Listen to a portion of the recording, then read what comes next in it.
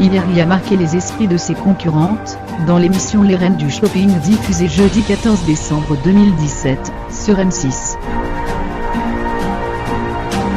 L'annonce de ce jour fait suite à la confirmation préalable du mois du mariage et du lieu où il se déroulera, la chapelle Saint-Georges, au château de Windsor, précise le communiqué émis vendredi 15 décembre par le palais de Kensington, résidence officielle du prince Harry, où il occupe le Nottingham Cottage. Sa fiancée, qui a rendu les clés de son ancien logement à Toronto, une maison de ville qui n'a d'ailleurs pas tardé à être mise en vente, pour 1,4 million de dollars, y a officiellement emménagé, en attendant très certainement que le couple décide de son futur rôle marital.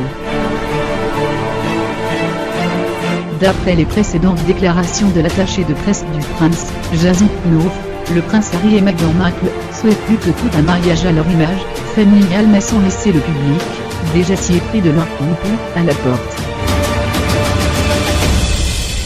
Le choix des magnifiques terres de Windsor, où ils ont déjà passé du temps en plusieurs occasions au cours de leurs 16 mois de romance, et où ils étaient il y a quelques jours, les invités surprises de la fête de Noël du personnel royal, va en ce sens.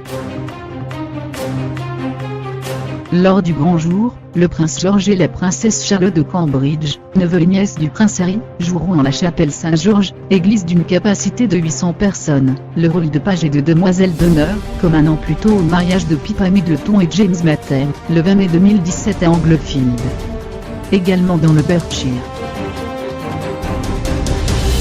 À l'antenne de BBC Radio 4, l'archevêque de Canterbury, Justin Welby, a commenté la cérémonie religieuse du mariage des deux jeunes gens, avant laquelle Meghan Markle, protestant de 36 ans et divorcée, sera baptisée et confirmée dans l'église d'Angleterre. Je suis absolument certain que ce n'est pas juste histoire de cocher la case, on doit se marier à l'église. Il y a un sens profond de l'engagement, du sérieux, tant au niveau de la foi que de leur vie à deux, qui est assez inspirant, a-t-il observé, révélant avoir eu des discussions avec les intéressés. C'est important parce que les gens regardent et voient l'exemple de deux personnes qui engagent mutuellement leur vie devant Dieu en présence de millions de gens. C'est toujours un moment magnifique, chaque mariage est profondément magnifique. Même lorsque vous faites tomber l'alliance, un mariage reste très émouvant. En revanche, l'homme d'église n'a pas dit s'il conduirait la cérémonie, ce qu'affirme le Daily Mail. Le quotidien remarque par ailleurs que la date du mariage d'Harry et Meghan a quelque chose d'insolite. Le 19 mai 2018 se jouera aussi la finale de la FAQ, prestigieux trophée du foot anglais. Le prince William, président de la Fédération anglaise de football, ne pourra donc pas y assister. Sa mission de témoin prévaudra ce jour-là. La duchesse Catherine sera également présente, puisqu'elle aura accouché le mois précédent de leur troisième enfant. Parallèlement à l'annonce de la date de son mariage, le prince Harry était ce vendredi 15 décembre 2017 en mission, représentant la reine pour la revue des troupes de la parade de la souveraine, un rituel qui marque la fin du cursus des cadets à l'Académie militaire royale de Sandhurst dont lui-même est issu, sorti officier en 2006.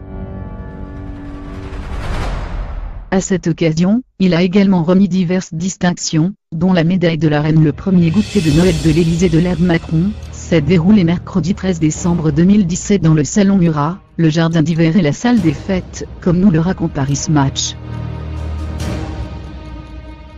Fr. Emmanuel Macron et son épouse Brigitte ont fait une apparition remarquée, d'autant que parmi les 527 invités, âgés de 4 à 10 ans, se trouvaient 400 enfants de collaborateurs de l'Élysée, une centaine d'enfants dont les parents, militaires, gendarmes, pompiers, policiers, sont morts ou ont été blessés en service.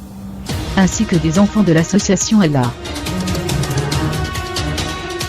Association européenne contre les leucodystrophies, ceux d'un institut médico-éducatif, comme l'écrivent nos confrères, mais aussi les petits-enfants du couple présidentiel. En effet, Brigitte Macron, dans une robe de saison vert sapin, a pu compter sur la présence de ses filles Laurence, cardiologue 40 ans, et Tiffaine Nozière, avocate, 33 ans. Cette dernière était très investie dans la campagne de son beau-père dans leur région, puisqu'elle avait créé un comité de soutien au mouvement En Marche, au Touquet. Les petits-enfants du couple, qui surnomme le président Daddy, étaient là, notamment la toute petite dernière, Alice, âgée de 4 ans seulement. On a aussi vu le président embrasser la fillette du chef cuisinier de l'Élysée, Guillaume Gonnet. Dadi est arrivé dans l'après-midi après une réunion de soutien au G5 Sahel en présence des chefs d'État des pays membres du G5 Sahel, dont Angela Merkel, chancelière de la République d'Allemagne. Il est passé de table en table pour saluer chacun de ses petits invités.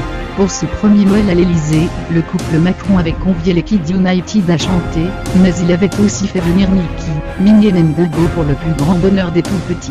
Chaque enfant s'est vu offrir un cadeau, unisexe, précise l'Élysée. Emmanuel Macron a pris ce temps dans un emploi, on ne peut plus charger cette semaine, entamé par le One Planet Uni, durant lequel